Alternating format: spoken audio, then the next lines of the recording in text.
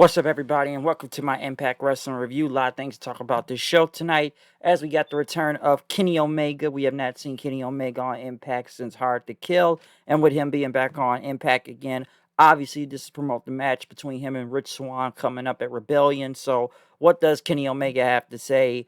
Leading into Rebellion in the next month? Because trust me, I got some things to say about that whole promo and whatnot. But we do kick off the show tonight with Deonna Purrazzo versus Jazz. Purrazzo had Susan out there with her, as of course Jazz had Jordan Grace. Don't know where Kimber Lee was, but the match itself though was it's okay, not bad at all. Obviously, Purrazzo was gonna go over. They kept getting Susan involved, which she used her shoe most of the time. Well, yeah, she took down Jordan Grace with a shoe and basically sent her into the ring post. Well, the shoe sent her into a ring post. Don't know how much sense that makes, but Deonna ended up getting the roll up after Susan hit Jazz with the shoot in also. So Deonna ended up getting the win. So like I said, the match was okay and whatnot. Jazz, like I said, I'm almost surprised Jazz is even still here. I didn't think she would be here that long in Impact right now, but she's done okay, I will say, in the tag team with Jordan Grace has worked also. But yes, Deonna ended up getting the win right here. Don't really know where they got Deonna going right now. I'm assuming Jordan Grace is going to be next in line to get a title shot because I just feel like she's been kind of, I don't want to say in purgatory, but she hasn't defended the title in a good minute or really have much of an opponent for her. Mostly it's been focused on the tag title division and whatnot. But moving on from that, we then go to the Good Brothers, who were in the back talking about what happened. I guess where they lost the titles to some random staff members, it looked like. It wasn't until Eddie Edwards came in, basically telling the Good Brothers that you guys aren't part of the locker room, you guys aren't part of the boys and everything. Basically, Gallows and Anderson left saying, let's go back to Kenny, let's go back to the cool locker room, okay? We don't got to sit around with this guy right here. As they were leaving, Decay was in the back looking at Gallows and Anderson, basically clowning them since they lost the tag titles to Finn Juice. That are now the tag belts are stuck in New Japan right now.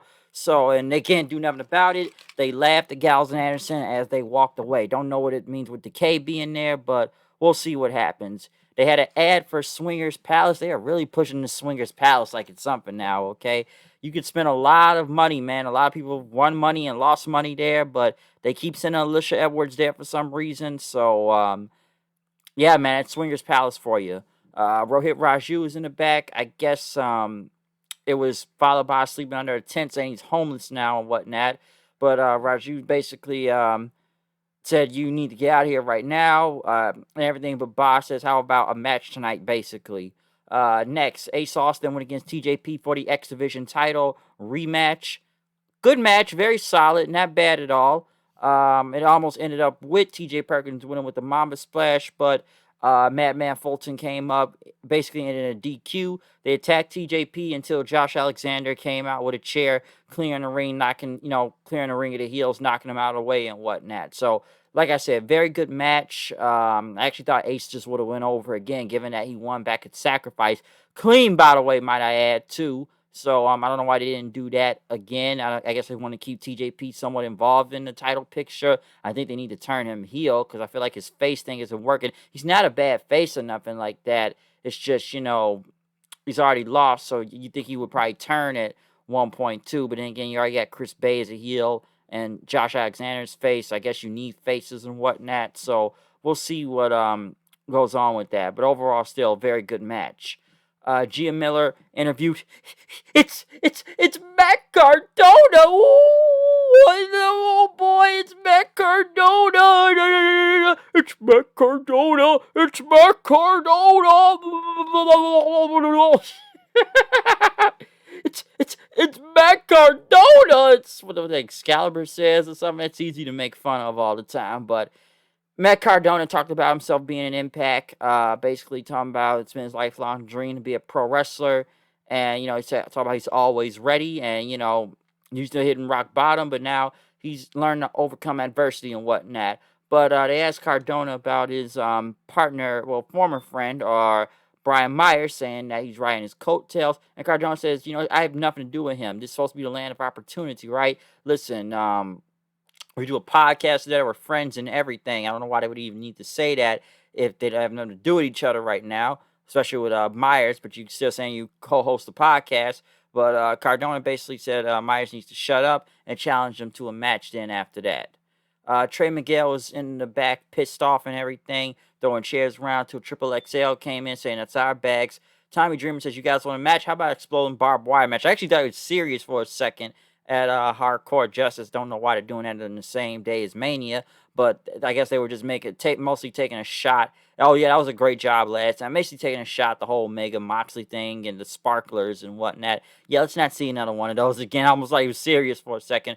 But Dreamer says, "Listen, I know what you got going on against Callahan. All right, I advise you. I could add a lot of titles. Don't let them get in your head." Mostly talking about his feud with Raven back then. So I feel like the feud he always brings up is with Raven. So Dreamer bringing that up. Rohit Raju went against Falaba. Okay match. Rohit getting the win. Always found a way to get the win. I feel like all the time. So I feel like they got Rohit in somewhat of a good position right now. Well, I wouldn't say good position. I think he was better as the X Division champion. But since he's out of the title picture, they don't have Cheer with him no more. At least he's somewhat still getting wins over the big guys right now. So he is being protected in a way too. So we'll see what goes on with him. But at least he's got something going on. Of course, this week we got Tony Montana, Mr. 9 days, 9 days, 9 days. I don't know how much coke he probably took before he did that promo. But Tony Schiavone was there with Don Callis and Kenny Omega, basically talking about tomorrow night's show. So no type of burial against Impact this week, but it's easy to make fun of his promo, especially with the 9 days, 9 days, 9 days. I hope Meltzer gives us 5 stars. 9 days, 9 days away, 9 days away. A lot of coke on that promo, let me say that. But yeah, that was the promo from there. Next, we got Kenny Omega and Don Callis coming out, which this segment I felt like went a long time, by the way. Basically, Callis said Omega, "Yo, can get rid of staff because Impact is Omega's home and whatnot." And basically talking about with Rich Swann last week. And, Swann's a great human being and whatnot. But, you know, good things can happen to him, but one thing that's not going to get out of his head is that One Wing Angel since Hard to Kill, and no one is kicked out of the One Wing Angel, which they show video package of a lot of One Wing Angels in AEW. And then Cal said that Omega, he's better than Hackenschmidt, Flair, Hogan, and even said better than Ibushi, which Omega said. So obviously Kenny Omega is most likely going to be going for the IWGP and Intercontinental Championship, or well, then again, they're already unifying the belts. That's if Will Ospreay can stop it, but we're not talking about New Japan right now. But obviously, at some point, it's going to be Omega and Ibushi for the IWGP title, I should say, or World Heavyweight title, whatever New Japan's calling it right now, since they unified the belts. Or I don't know, man. I still think that was a horrible idea. They really should have kept that Intercontinental Champion. It was I like that Intercontinental title. That's a clean, still cool looking belt to me. That was a bad idea on them, but we'll say that for another time. Basically, Callis talked about, he's going to suck all of the talent out of, Impact, if all the blood from it, if they so they can support Kenny Omega, as Omega said, "Suck it, Don, suck it." Yeah, he's going to suck it. A lot of sucking it in that promo, okay? But basically, next, Omega basically talked about he's still the champion and whatnot. He's going to make history, and he wants Swann's name etched in history because, he will just be a footnote in this moment because Omega will take that Impact World title from him, taking all the belts, he says. And it's going to be the greatest moment in the history of Impact. But for him, Omega, no, for Swann, he said it'll be history, but Omega is just another Tuesday for him. And at Rebellion, he's going to get both of those titles, both the Impact and TNA World title. And Omega says nothing is going to stop me unless I slip on a banana peel or die from some deadly virus. Maybe not COVID, since that is the only other deadly virus right now. But hey, it is still a virus, though. Let me say that.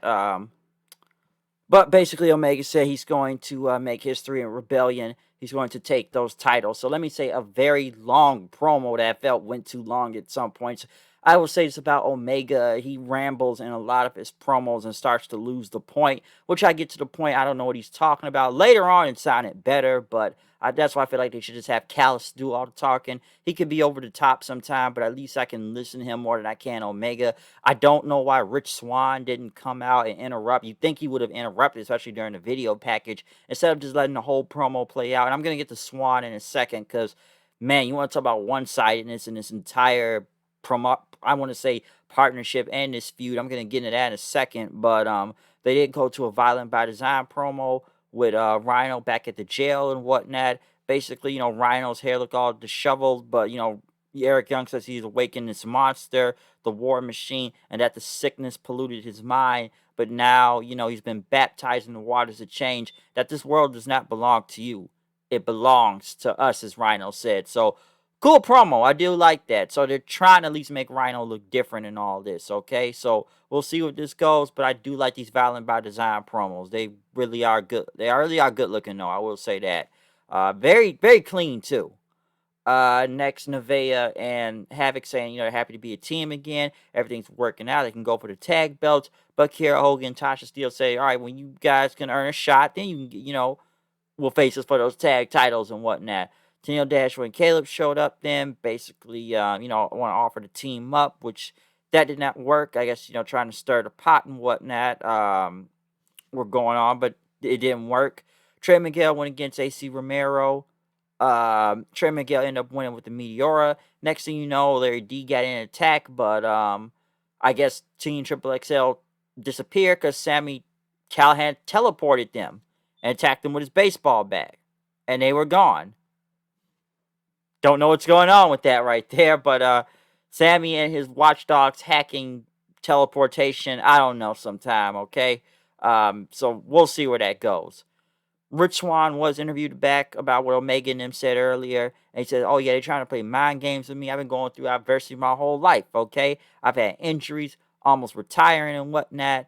And even back at Hard to Kill, he hit me with the One Wing Angel. But I'm going to come back because it's not going to be any Good Brothers, Moose, or Swan, or Storm, I should say. Yeah, and that's Saban or anybody else that's going to be involved and whatnot. It's going to be one-on-one all night long. So here's the problem with this whole thing. Number one, this was not a bad promo by Rich Swann. But here's the thing. Why didn't he just come out there and confront Omega and Callis and said all that? That would have been better because, like I said, it's been one-sided. Last week, Don Callis puts Rich Swann in doubt. This week, he doesn't even show up and do anything about it. They really are punking out Rich Swann and making him feel like a second fiddle champion right here, okay? Because it doesn't even look like he's even near winning. Here's another thing. Omega can show up on, Impact, but is Rich Swann ever at least going to show up on AEW? I've been saying that to Hard to Kill, and I've repeated myself several times about this, but man, if Omega can show up here and promote the match, why can't Swann go over there and promote it at least? You think that would happen? And like I said, he could have came out and confronted them. So he just sat in the back and let them say just let Omega and them talk about him like that. Oh, I'm gonna talk later though in the show, but I couldn't have just came out there and said everything I just said right here. Like I said, man, this feud and this whole partnership is somewhat very still questionable, and it's still very, very, very one-sided. Okay, it just feels very one-sided in all of this. So you think you just think he would have came out and did something, but hopefully this guy still shows up on AEW or Dynamite at some point. I'm hoping tomorrow night is something, but man, can we get Rich Swann to have some fire, at least come out there and do something to Omega? Anything? Like, come on. It's too one-sided. James Storm and Chris Sabin were in the back as James Storm's next match in Impact will be his 1,000th match in Impact, or TNA in general. Storm basically talked about Violent by Design and basically say he's coming for Eric Young, and he challenged him anytime, any place. Scott D'Amore made the match for next week. He's been one of the pillars of this company, him and Sabin. So next week, James Storm versus Eric Young. James Storm's 1,000th Impact or TNA match. I'm surprised he's had 1,000 matches in this company. Don't get me wrong, James Storm has been in and out of the company in these past few years because he has been around since the beginning. I didn't watch TNA back in 2002, so I wasn't really around for the beginning, but I knew who he was like in about 2005, Power of America's Most Wanted. So Storm has been here a long time, just going all the way from, beer money to being a world champion. And I remember all the time, he was in the company, then he left for one quick second, and he showed up in NXT for that one hot minute. And he did come back to the company, and then he was part of that GFW bull crap, and then he left the company again. He was in the NWA, then he came back again. So James Storm has been around for a very long time, so it is cool that he is, made his 1,000th match in Impact Wrestling. So I didn't know he had that many matches, just in this company itself. So that is pretty cool, though, okay? But other than that, we got to the main event between Eddie Edwards and Carl Anderson. Good match, I should say, not bad. It ended up with, Eddie reversing the gun stun, even trying to get the roll up on Carl Anderson. Basically, Anderson kicked out. Eddie ran to a steel chair. Gallows held up. Anderson got the spine buster for the win. But right after, Finju showed up, which I guess they are in New Japan since they had like the whole press conference, where they do promos at after a match, basically talking about, we've been dominant in Japan, getting a lot of wins during the New Japan Cup, and now, those bags are, could be a little bit less for y'all since we're carrying these titles and whatnot, and we're going to go around and have a few drinks and everything, okay? Kampai before, the show ended. Some would question, even I've seen a lot of people question this and my friends, and I like, is it really a good idea of Impact to simping their titles to other companies right now? Like I said, the AEW one just looks really one-sided. New Japan they have worked with before, so this isn't nothing new, because didn't Ring of Honor had the same problem at one point with New Japan taking their belts for a while with GOD, over a year ago when they were holding both the IWGP and Ring of Honor titles. So I don't know. And you think we send Gallows and Anderson or somebody from Impact over Japan? Listen, like I said, I've been watching New Japan. They did show up with the titles over there, and they did mention them that they were the Impact Tag Team Champions. They even said it on commentary also, okay? So during the whole New Japan Cup, they showed up with those belts. So we do know that the titles do exist over there. But I am still waiting for at least somebody from Impact now to show up on, New Japan or whatever show they're gonna be next doing. I don't know what the next thing is after the New Japan Cup. I think Genesis maybe. I think that's in about like over a week or two. So maybe somebody will show up at that point in time. But you think somebody from Impact? So I would maybe expect Gallows and Anderson to show up on New Japan at least once, or someone from Impact, since they are mentioned titles over there now. Like I said, I watched over there on New Japan World. So yeah, the belts do exist, and they've been posting Impact content on there too. Okay, so like I said, some would question why would they have their belts on there like that, and not having anything in return. So we'll see where this goes. Okay, but other than that, I'm done with this review. Comment, subscribe, follow me on Twitter at HoodedKnight890. Tell me what you think about Impact tonight. I will be back tomorrow night for an NXT and AEW review. A lot of stuff is just news is just going all over the place right now. Okay, I'm not gonna go into every bit of piece of news, but I'm telling you, like, the news just been going crazy in the past, 24, 48 hours. Then again, people still think freaking Almas is maybe coming to Impact or anywhere else. Like I said yesterday, I don't know where that guy's gonna go, but we'll see what happens. All right. So other than that, I'm out of here. See you guys later. Peace out.